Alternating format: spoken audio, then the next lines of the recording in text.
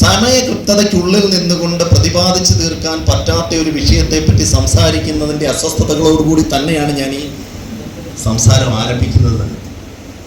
വന്യജീവി ആക്രമണം നിയമപരമായ പ്രശ്നമാണ്. 1972 വന്യജീവി സംരക്ഷണ നിയമം, 1961 Kerala forest act, 1980 forest conservation act, ഇങ്ങനെ തുടങ്ങി നിരവധിയായ വന നിയമങ്ങളുടെ പ്രതിസന്ധികൾ 10 മിനിറ്റിന്റെ സമയകൃത്യതയ്ക്കുള്ളിൽ പറഞ്ഞു തീർക്കാൻ കഴിയില്ല. വസ്തുസംബന്ധമായ പ്രശ്നങ്ങൾ, ലാൻഡ് അസൈൻമെന്റ് ആക്ട് 1960, 1964 ചട്ടം, 1993 ചട്ടം പറഞ്ഞു തീർക്കാൻ കഴിയില്ല. വയനാട്ടിൽ നിന്നും കോഴിക്കോട് നിന്നും വന്നിട്ടുള്ള കർഷക സഹോദരർക്കറിയാം. The Kerala private forest vesting and assignment act, കാവൽക്കാരൻ ഉടമസ്ഥനായ കർഷകന്റെ കൈവശം വരുന്ന റവന്യൂ ഭൂമികൾ വനമാക്കപ്പെട്ട കേരളത്തിലെ 10,000 ഹെക്ടർ ഭൂമികൾ അന്യായമായി വനം വകുപ്പിന്റെ കൈവശം വെച്ചിരിക്കുന്ന കരിനിയമം 1972 കേരള സംസ്ഥാനം പാസാക്കിയ Kerala private forest vesting and assignment act സമയകൃത്യതയ്ക്കുള്ളിൽ പറഞ്ഞു തീർക്കാൻ കഴിയില്ല.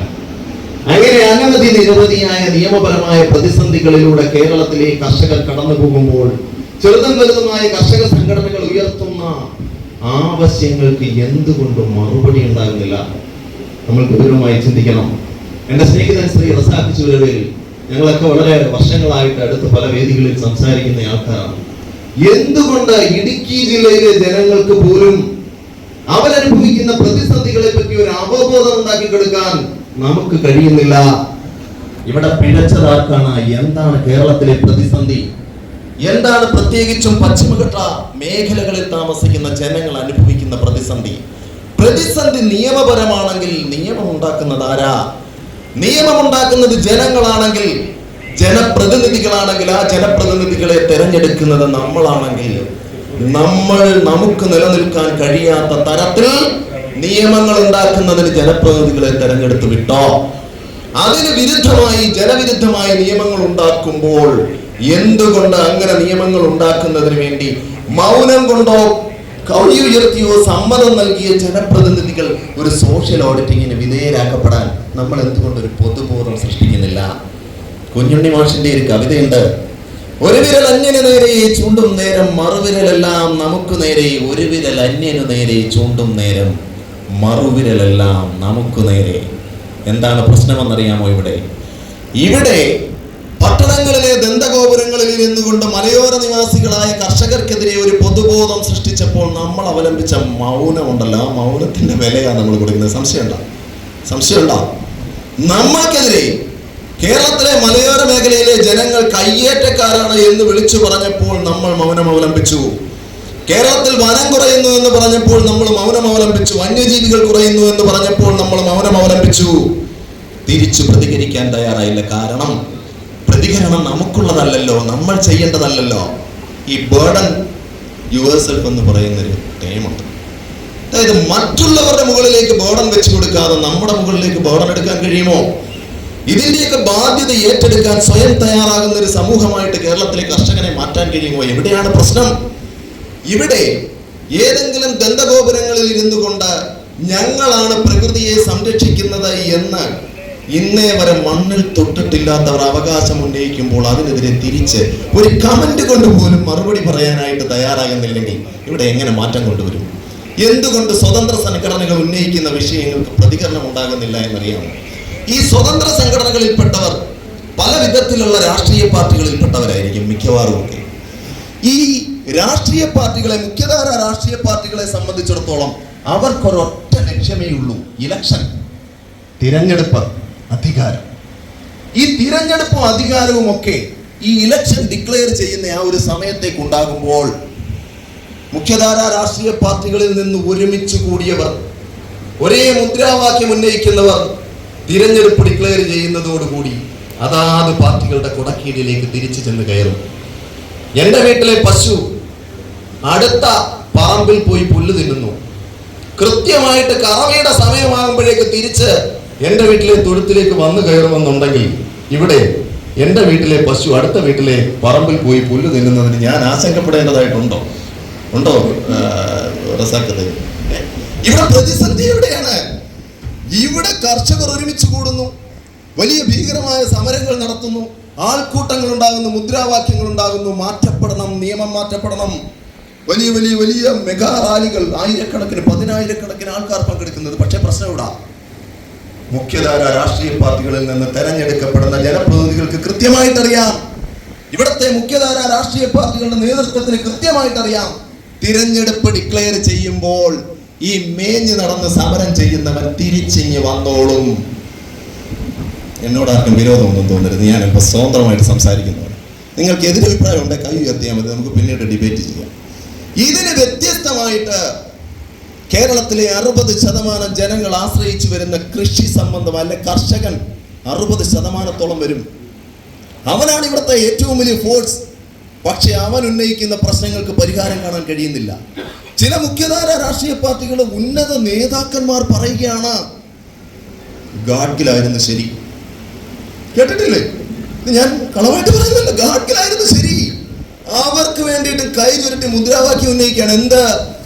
കേരളത്തിലെ ഏകദേശം 50 ലക്ഷം ആൾക്കാരെ നേരിട്ട് ബാധിക്കുന്ന കസ്തൂരി രംഗൻ റിപ്പോർട്ട്, അതല്ലെങ്കിൽ ഗാഡ്ഗിൽ റിപ്പോർട്ട് നടപ്പിലാക്കണമെന്ന് ആവശ്യപ്പെടുന്നവർ, അത് ശരിയാണെന്ന് പറയുന്നവർ, കേരളത്തിൽ വനം കുറയുന്നു എന്ന് പറയുന്നവർ, എന്നാ ഈ കേരളം ഉണ്ടായത്? 1956 നവംബർ മാസം 1-ാം തീയതിയാണ് കേരളം ഉണ്ടായത്. എന്നാൽ ഈ ഗവൺമെന്റ് ലാൻഡ് എന്ന് പറഞ്ഞുകൊണ്ട് തിരിക്കുമ്പോൾ 1960 ലാൻഡ് അസൈൻമെന്റ് ആക്ടില് ഈ ലാൻഡ് എന്നതിനെ സംബന്ധിച്ച് ഡിഫൈൻ ചെയ്യുമ്പോൾ ഏതിനെയൊക്കെ ഒഴിവാക്കിയതെന്നറിയാമോ? ജന്മികൾക്ക് കൊടുത്ത ഭൂമിയെ, വലിയ തോട്ടങ്ങൾക്ക് പാട്ടക്കരാറിൽ വിട്ടുകൊടുത്ത ഭൂമിയെ, അതുപോലെ ഈ ബ്രഹ്മസ്വം, ദേവസ്വം അങ്ങനെയൊക്കെയുള്ള ഭൂമിയെ എല്ലാം ഒഴിവാക്കിയിട്ട് പ്രതികരണ ശേഷിയില്ലാത്ത ജനങ്ങളുടെ കൈവശത്തിലിരുന്ന ഭൂമിയെ മാത്രം 1960 ലാൻഡ് അസൈൻമെന്റ് ആക്ടിൽ ഗവൺമെന്റ് ഭൂമി എന്നതിലേക്ക് ഡിഫൈൻ ചെയ്തു. ഇവിടെ ആരെങ്കിലും എതിർത്തോ? ഇവിടെ എതിർക്കാതിരിക്കുന്നതിന് 2 കാരണങ്ങളുണ്ട്. ഒന്ന്, നമ്മളുടെ അജ്ഞത, നിയമങ്ങളെ സംബന്ധിച്ചുള്ള അജ്ഞത.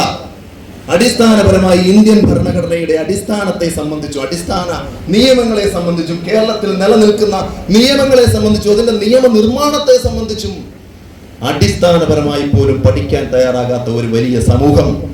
ഇതിന് മാറ്റം കൊണ്ടുവരണമെന്നാണ് ഞാൻ പറയുന്നത്. കാരണം അജ്ഞതയാകും ഈ ഘോര തമസ്സിനെ അറിവാകും അഗ്നിയാൽ ഊതിത്തെളിക്കണം. ഇവിടെ എൻ്റെ മുൻപിലിരിക്കുന്ന നമ്മൾ ഓരോരുത്തരും വിവിധങ്ങളായിട്ടുള്ള സംഘടനകളെ പ്രതിനിധീകരിക്കുന്നവരും സമൂഹത്തിൽ ഉറച്ച് സംസാരിക്കുന്നതിന് ആർജവമുള്ളവരുമാണെങ്കിൽ നമ്മൾ ആദ്യം പഠിപ്പിക്കേണ്ടത് നമ്മളെ തന്നെയാണ്. നമ്മൾ ഉൾപ്പെടുന്ന സമൂഹത്തെ തന്നെയാണ് പഠിപ്പിക്കുന്നത്. നമുക്ക് നിലനിൽക്കാൻ പറ്റാത്ത കരിനിയമങ്ങൾ ഉണ്ടാകുന്നു. ഇവിടെ ശ്രീ യഹിയ ഖാൻ സംസാരിച്ചപ്പോൾ പറഞ്ഞു, ജനവാസ മേഖലയിൽ ഇറങ്ങുന്ന ജീവിതത്തിന് അപകടകാരിയായ മൃഗങ്ങളെ കൊല്ലുന്നതിന് നിയമം കൊണ്ടുവരണം. ഈ നിയമം കൊണ്ടുവരണമെന്ന് പറയുമ്പോൾ യഹിയ ഖാൻ അദ്ദേഹം നമ്മൾ മനസ്സിലാക്കേണ്ടത് നിയമമുണ്ട്. നിയമം ഇല്ലാത്തതാണോ നിയമം നടപ്പിലാക്കാത്തതാണോ പ്രശ്നം? ഉള്ള നിയമം നടപ്പിലാക്കാൻ തയ്യാറാകാതെ ഇരിക്കുന്നത് ബോധ്യപ്പെടാൻ പോലും തയ്യാറാകാത്ത ഒരു വലിയ നമ്മളെ ഭരിക്കുന്ന സമൂഹം. ഒറ്റ വിഷയത്തിൽ മാത്രം ഞാൻ ഒന്ന് പറയട്ടെ. ഇവിടെ അടുത്ത സമയത്ത് ഞാൻ അജീഷിന്റെ വീട്ടിൽ വന്നിരുന്നു, വയനാട്ടിൽ വന്നിരുന്നു. ഈ അജീഷിന്റെ വീട്ടിലേക്ക് കയറി, അല്ലെങ്കിൽ അജീഷ് മരണപ്പെട്ട സ്ഥലത്ത് ആ ഒരു വീടിന്റെ ചുറ്റുമതിൽ പൊളിച്ചുകൊണ്ട് കയറി അവിടെ ആക്രമിച്ച് കൊലപ്പെടുത്തിയ ആന. ഈ ആന ബേലൂർ ബക്ഷ എന്ന് പറയുന്ന ആനയെ കർണാടകയിൽ നിന്ന് റേഡിയോ കോളർ ധരിപ്പിച്ചു വിട്ടു. 5:10 കേരള ഫോറസ്റ്റ് ഈ ആനയെ ഫൈൻഡ് ചെയ്യുന്നു. 7.5 കിലോമീറ്റർ ഈ ആനയുടെ പിന്നാലെ നടക്കുന്നു. ഈ ആനയെ വെടിവെക്കുന്നതിന് വേണ്ടിയിട്ട് വന്യജീവി സംരക്ഷണ നിയമം 1972 സെക്ഷൻ 11(1)A വകുപ്പിൽ പറയുന്നു, ജനവാസ മേഖലയിലേക്ക് ഇറങ്ങുന്ന ഏത് വന്യമൃഗവും മനുഷ്യജീവൻ അപകടകരമാണ് എന്ന് കണ്ടു കഴിഞ്ഞാൽ അതിനെ കൊല്ലുന്നതിന് ഒരു കേന്ദ്ര അനുമതിയും വേണ്ട. തങ്കച്ചനദ്ദേഹം ഇതൊക്കെ നമ്മൾ പല പ്രാവശ്യം ഡിബേറ്റ് നടത്തിയിട്ടുള്ളതാണ്. ഒരു കേന്ദ്ര അനുമതിയും വേണ്ട.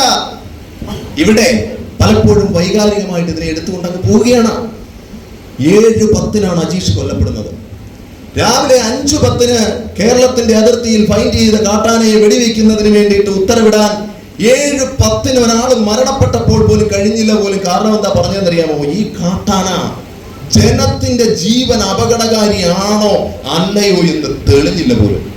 ഇവിടെ ഒരു കടുവ, ശ്രീ ഡയസ് പുല്ലൻ അദ്ദേഹത്തിന്റെ മുന്നിലേക്ക് വരികയാണ്. കടുവ അപകടകാരിയാണോ എന്ന് ഡയസ് അദ്ദേഹം പോയി ചെവിയിൽ ചോദിക്കേണ്ട കാര്യമുണ്ടോ? ഉണ്ടോ? ഒരു ഹിംസ്ര ജന്തു ജനവാസ മേഖലയിൽ എത്തിയാൽ അത് അപകടകാരിയാണോ എന്ന് പ്രത്യേകം ചോദിക്കേണ്ട കാര്യമുണ്ടോ? ഉണ്ടോ? അപ്പൊ അതിന്റെ ജനവാസ മേഖലയിൽ അതിന്റെ പ്രസൻസ് തന്നെ അപകടകരമാണ്. അപ്പോൾ ഇതിനെ വെടിവെച്ച് കൊല്ലുന്നതിന് വേണ്ടിയിട്ട് ആർക്കും അനുമതി നൽകാൻ നിയമം നിൽക്കുന്ന ഒരു നാട്ടിൽ ആ നിയമം നടപ്പിലാക്കപ്പെടുന്നില്ലെങ്കിൽ നിയമമില്ലാത്തതിന്റെ പ്രശ്നമല്ല, പകരം ഉള്ള നിയമം നടപ്പിലാക്കാത്തതിന്റെ പ്രശ്നമാണ്. 2, അത് വനം വകുപ്പുമായിട്ടുള്ള ബന്ധപ്പെട്ട നിയമമാണെങ്കിൽ ക്രിമിനൽ പ്രൊസീജിയർ കോഡിൽ കളക്ടർക്ക് നൽകുന്ന അധികാരങ്ങളെ സംബന്ധിച്ച് CRPC 133(1)F കൃത്യമായി പറയുന്നു, any animal that is dangerous to the human life, the district collector is empowered to pass an order for destroying that animal. So there is law. നിയമമില്ലാത്തതല്ല പ്രശ്നം, നിയമമുണ്ട്. ഇനിയും ആ നിയമത്തെ ദുർവ്യാഖ്യാനം ചെയ്തുകൊണ്ട് ഉന്നത നീതിപീഠങ്ങൾ ഇടുന്ന ഉത്തരവുകളെ ചോദ്യം ചെയ്യുന്നതിന് വേണ്ടിയിട്ട് എത്ര ആൾക്കാർ തയ്യാറാകുന്നുണ്ട്? എന്റെ സ്നേഹിതൻ അഡ്വക്കേറ്റ് സുമിൻ ഇവിടെ ആമുഖത്തിൽ സംസാരിച്ചതെല്ലാം നിയമപരമായ പ്രശ്നങ്ങളാണെന്ന് ഞാൻ ചോദിക്കുന്നത്. ഇവിടെ ഉന്നത നീതിപീഠം പറയുന്നു കളക്ടർക്ക് അതിനുള്ള അധികാരമില്ല. കാരണം പ്രത്യേകമായി വന്യജീവി സംരക്ഷണ നിയമത്തിൽ അതിന് പ്രൊവിഷൻ ഉള്ളത് കൊണ്ട് ആ പ്രൊവിഷൻ ഉപയോഗിച്ച് വേണം ചെയ്യാൻ. എന്റെ അഭിപ്രായത്തിൽ ഇത് ആരെങ്കിലും ചോദ്യം ചെയ്തോ? നിലവിലുള്ള ഇന്ത്യൻ പാർലമെന്റ് പാസാക്കിയ നിയമത്തെ, അതല്ലെങ്കിൽ ഇന്ത്യൻ പാർലമെന്റ് സാധൂകരിച്ചു പിന്നീട് ഇന്ത്യയിലെ നിയമങ്ങളോടൊപ്പം ചേർത്ത CRPC പോലുള്ള നിയമങ്ങളിൽ കളക്ടർക്ക് കൊടുത്തിട്ടുള്ള അധികാരങ്ങൾ എന്തിനു വേണ്ടിയിട്ടാണ്? ഭരണഘടന പ്രകാരം മനുഷ്യന്റെ ജീവനും സ്വത്തിനും സംരക്ഷണം നൽകുന്നതിന് വേണ്ടിയിട്ട് കൊടുത്തിരിക്കുന്ന നിയമങ്ങൾ. ആ നിയമങ്ങളെ വന്യജീവികളെ സംരക്ഷിക്കുന്നതിന് വേണ്ടിയിട്ട് എഴുതിയുണ്ടാക്കിയ നിയമങ്ങൾ അനുസരിച്ചുകൊണ്ട് മനുഷ്യനെ സംരക്ഷിക്കുന്ന നിയമങ്ങളുടെ അധികാരം ഇല്ലാതാക്കിയാൽ ഇവിടെ ആരെങ്കിലും ചോദ്യം ചെയ്താ? ഇവിടെ ആരെങ്കിലും ചോദ്യം ചെയ്തോ? ഇവിടുത്തെ ഏതെങ്കിലും രാഷ്ട്രീയ പാർട്ടികൾ ഇത് തെറ്റാണെന്ന് നട്ടല് നിവർന്നു എന്ന് പറഞ്ഞോ? ആരെങ്കിലും പറഞ്ഞോ? ഇവിടെ 133(1)F എന്ന് പറയുന്ന CRPC പറയുന്നത് എന്താണെന്ന് അറിയാമോ? മനുഷ്യനെ സംരക്ഷിക്കുന്നതിന് വേണ്ടിയിട്ട് കളക്ടർക്ക് കൊടുത്തിരിക്കുന്ന പ്രത്യേക അധികാരമാണ്. ഈ എത്ര സമയം കൂടെ മുന്നോട്ട് പോകാം? 1 മിനിറ്റ് കൂടി, ഞാൻ 1 മിനിറ്റിന് മുമ്പേ നിർത്തുക. ഓക്കെ, ഞാനൊരു സംടൈംസ് ഓക്കെ. സോ ഞാൻ പറയുന്നത്, നിയമം നിർമ്മിക്കുന്നതിന് ഭരണഘടന അധികാരം കൊടുത്തിരിക്കുന്നത്. നിയമം നിർമ്മിക്കുന്നവൻ നിയമം വ്യാഖ്യാനിക്കാൻ പാടില്ല, നിയമം വ്യാഖ്യാനിക്കുന്നവൻ നിയമം നടപ്പിലാക്കാൻ പാടില്ല, നിയമം നടപ്പിലാക്കുന്നവൻ നിയമം നിർമ്മിക്കാൻ പാടില്ല. One who enact law, they shall not interpret law. One who interpret law, they shall not enforce law. The enforcing authority shall not enact law. എന്തിനാണ് ഈ സെപ്പറേഷൻ ഓഫ് പവേഴ്സ് എന്നറിയാമോ? ഇത് ഒന്നിലേക്ക് കണ്ടാമിനേറ്റഡ് ആയാൽ അന്ന് ഈ ഭരണഘടന അനുസരിച്ചുള്ള നിയമ സംവിധാനം തകർന്നു പോകും. ഇവിടെ നിയമം നിർമ്മിക്കുന്നത് ആരാ? എന്റെ ചോദ്യം, നിയമം നിർമ്മിക്കുന്നത് ജനപ്രതിനിധികളാണോ? ഇവിടത്തെ നിയമം നടപ്പിലാക്കുന്നതിന് വേണ്ടിയിട്ട് നമ്മൾ ശമ്പളം കൊടുത്ത് കൂലിക്കാരായി വെച്ചിരിക്കുന്ന ഇവിടുത്തെ ഉദ്യോഗസ്ഥരാണോ? നിയമം നിർമ്മിക്കുന്നത് ജനപ്രതിനിധികളാണെങ്കിൽ എന്റെ പുരയിടത്തിൽ ഞാനോ എന്റെ പിതാമഹന്മാരോ നട്ടുവളർത്തിയ മരം മുറിക്കുന്നതിന് എനിക്ക് അധികാരമില്ല എന്നൊരു നിയമം നിർമ്മിക്കുന്നതിന് വേണ്ടിയിട്ട് ഇവിടെ ആർക്കെങ്കിലും അധികാരം കൊടുത്തോ? അങ്ങനെ അധികാരം കൊടുത്തില്ലെങ്കിൽ അങ്ങനെയുള്ള നിയമങ്ങൾ എങ്ങനെയുണ്ടായി? അപ്പോൾ നിയമനിർമ്മാണം എന്ന് പറയുന്നത് ജനങ്ങളുടെ അവകാശമാണെങ്കിൽ ആ അവകാശം കവർന്നെടുത്തുകൊണ്ട് പോകുന്ന, അന്യായമായി മനുഷ്യനെ നിയമങ്ങൾ ഉപയോഗിച്ച് പീഡിപ്പിക്കുന്നതിന് വേണ്ടിയിട്ട്, അഴിമതി നടത്തുന്നതിന് വേണ്ടിയിട്ട് നിയമനിർമ്മാണം നടത്തുന്ന ഉദ്യോഗസ്ഥ ദുഷ്പ്രഭുത്വത്തെ ആദ്യം ചങ്ങലക്കിടുന്നതിന് ഈ കോൺക്ലേവ് തീരുമാനമെടുക്കണമെന്ന് ഞാൻ ആവശ്യപ്പെടുക. ഇതിലൊരു കാര്യം ഓർത്തോണം, പോകുവാനായി ഏറെ ദൂരം കിടക്കുന്നു പോയൊരു നേരവും പിന്നിട്ട് തീരണം. പോകുവാനായി ഏറെ ദൂരം കിടക്കുന്നു പോയൊരു നേരവും പിന്നിട്ട് തീരണം. പ്രാർത്ഥനാപൂർവകം ഞാൻ ഇന്ന് തീർക്കുന്നു, പതറാതെ എന്നിലേക്ക് എൻ പ്രതിജ്ഞക്കൊടി. ജയ് ഹിന്ദ്. സ്വജ്വലമായ പ്രബന്ധാവതരണത്തിന് വളരെയധികം നന്ദി, അഭിനന്ദനങ്ങൾ. അടുത്തതായി